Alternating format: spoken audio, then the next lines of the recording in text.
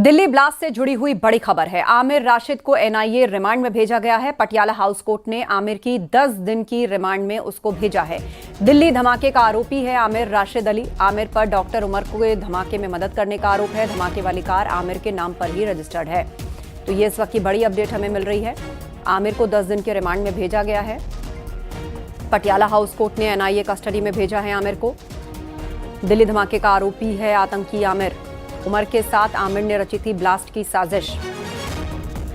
आमिर पर डॉक्टर उमर की धमाके में मदद करने का आरोप है। दिल्ली ब्लास्ट केस से जुड़ी हुई बड़ी खबर है। 10 दिन की एनआईए कस्टडी में है आरोपी आमिर। हमारे सहयोगी अशरफ काजमी दिल्ली से हमारे साथ लाइव जुड़ रहे हैं, उन्हीं का रुख कर लेते हैं। अशरफ, आमिर और जो डॉक्टर उमर है, किस तरह दोनों के तार जुड़े हुए हैं और इन दोनों ने मिलकर ब्लास्ट की साजिश रची थी। अब एनआईए इन्वेस्टिगेट करेगी।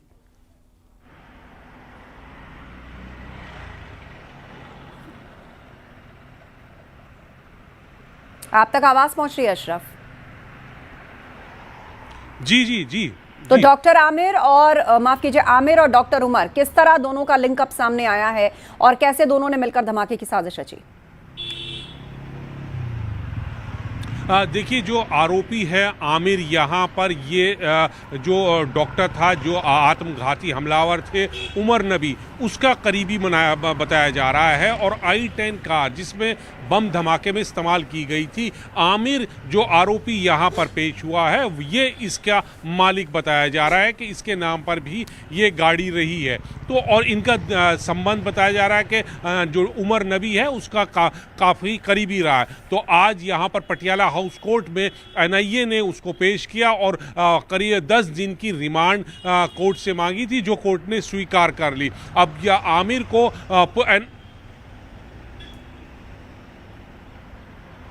जी बोलिए, अपनी बात पूरी कीजिए। आमिर को कोर्ट ने 10 दिन की रिमांड पर एनआईए को भेज दिया, क्योंकि उन्होंने कोर्ट में यहाँ पर उसकी डिमांड मांगी थी। एनआईए के जो तमाम आला अधिकारी थे कोर्ट में मौजूद रहे। करीब आधे घंटे के आसपास ये पूरी जो सुनवाई हुई, उसमें कार्रवाई की गई। कोर्ट के सामने जो एनआईए अधिकारी हैं, उन्होंने लाल किले ब्लास्ट से संबंधित जो एविडेंस थे, साइंटिफिक एविडेंस थे और जो वहाँ से मिले हैं, उन सब को कोर्ट के सामने रखा और ये साबित किया कि I-10 कार जो आत्मघाती हमलावर उमर नबी ने इस्तेमाल की थी, ये उसका करीबी है। एक समय में इसके नाम पर भी, आमिर के नाम पर भी ये गाड़ी रही है और इसका उमर का नबी का जो डॉक्टर आत्मघाती हमलावर था जो मारा गया, उसका करीबी है। तो इस तरह के सबूत कोर्ट में पेश किया गया और ये सुनवाई करने के बाद कोर्ट ने 10 दिन की रिमांड पर आमिर को पुलिस की एनआईए के सुपुर्द कर दिया गया। इससे पहले आपको बता दूं कि जब यहां पर एनआईए कोर्ट में आमिर को पेश किया गया था तो भारी सुरक्षा बंदोबस्त किए गए थे आरपीएफ के साथ। बिल्कुल। और अब दोनों का कनेक्शन खंगालेगी एनआईए। जानकारी के लिए शुक्रिया आपका। और दिल्ली ब्लास्ट से जुड़ी हुई बड़ी खबर है। डॉक्टर शाहीन को लेकर सूत्रों से जानकारी मिल रही है। शाहीन 3 बार पाकिस्तान गई थी। डॉक्टर शाहीन 3 बार पाकिस्तान विजिट कर चुकी है। पाकिस्तान में शाहीन की किन किन लोगों से मुलाकात हुई, एजेंसियां अब ये जानकारी जुटा रही हैं। 2013 में थाईलैंड भी गई थी डॉक्टर शाहीन और अपना पासपोर्ट अपडेट करवा देती थी। शादी के पहले पासपोर्ट में पिता, शादी के बाद पति और तलाक के बाद बनवाए पासपोर्ट में भाई परवेज को अभिभावक उसने बताया है। लेटेस्ट पासपोर्ट में भाई डॉक्टर परवेज को अभिभावक और उसका एड्रेस इंटीग्रल यूनिवर्सिटी का दिखाया गया। डॉक्टर शाहीन के अब तक के मिले बैंक खातों में 7 सालों में लगभग 1.5 करोड़ रुपए का लेन देन हुआ है।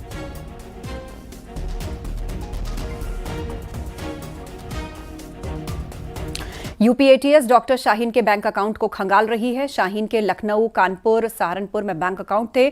एजेंसियों को कानपुर में शाहीन और आरिफ के 12 ठिकानों की जानकारी मिली है। 12 से ज्यादा संदिग्ध जांच एजेंसियों के रडार पर है।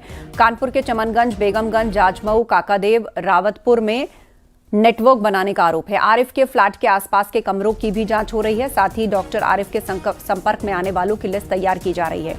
इसके साथ ही डॉक्टर शाहीन के सैलरी और पर्सनल अकाउंट की जांच हो रही है। शाहीन के खातों की जांच हो रही है। साल 2006 से 2013 के दौरान ट्रांजैक्शन खंगाले जाएंगे। कानपुर मेडिकल कॉलेज के बर्खास्त डॉक्टर्स के भी खातों की जांच हो रही है।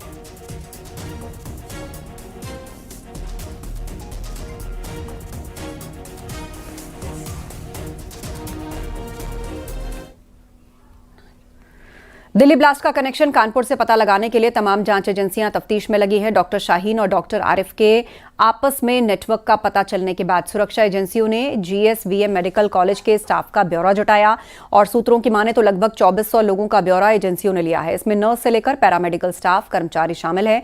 वहीं कार्डियोलॉजी में 3 स्तरीय वेरिफिकेशन की तैयारी शुरू हो गई है। लोकल स्तर पर अस्पताल प्रशासन अपने नए प्रवेश लेने वाले 30 छात्रों का वेरिफिकेशन करेगा। इसके लिए 10 बिंदुओं का ड्राफ्ट तैयार किया जा रहा है। इसमें नाम, मोबाइल नंबर, माता पिता का नाम, घर का पता, पुराने स्कूल कॉलेजों की जानकारी शामिल है और उसके बाद पुलिस वेरिफिकेशन और विजिलेंस जांच होगी। आतंक के डॉक्टरों के आतंक में कानपुर का कनेक्शन सामने आया, जिसके बाद जीएसवी मेडिकल कॉलेज के जहां एक और डॉक्टर शाहीन जो पूर्व में यहां रही 2013 तक, उनका नाम सामने आया, तो वही यहां के कार्डियोलॉजी अस्पताल के डीएम के फर्स्ट ईयर के स्टूडेंट आरिफ का नाम भी सामने आया। हालांकि आरिफ को जांच एजेंसी से उठा के अपने साथ ले गई, पूछताछ के लिए दिल्ली ले गई, जो हमारे सूत्र बताते हैं। मगर इन सब के बीच मेडिकल कॉलेज और कार्डियोलॉजी अस्पताल में अब वेरिफिकेशन इंपॉर्टेंट कर दिया गया, क्योंकि अननेसेसरली डॉक्टर्स का ये कहना है, जो एचओडीज का कहना है कि अननेसेसरी कोई प्रॉब्लम ना हो, इसलिए अब वेरिफिकेशन हमारे लिए इंपॉर्टेंट है। चाहे वो जम्मू कश्मीर का हो, पंजाब का हो या किसी स्टेट का हो, उसका एक बार वेरिफिकेशन जरूर कराया जाएगा। और इस कड़ी में अब एक टीम तैयार की गई है जो इन वेरिफिकेशंस को जल्द से जल्द वाइंड अप करेगी। विजय आशीष पंडे के साथ अमित गंजू, न्यूज़ 18 कानपुर।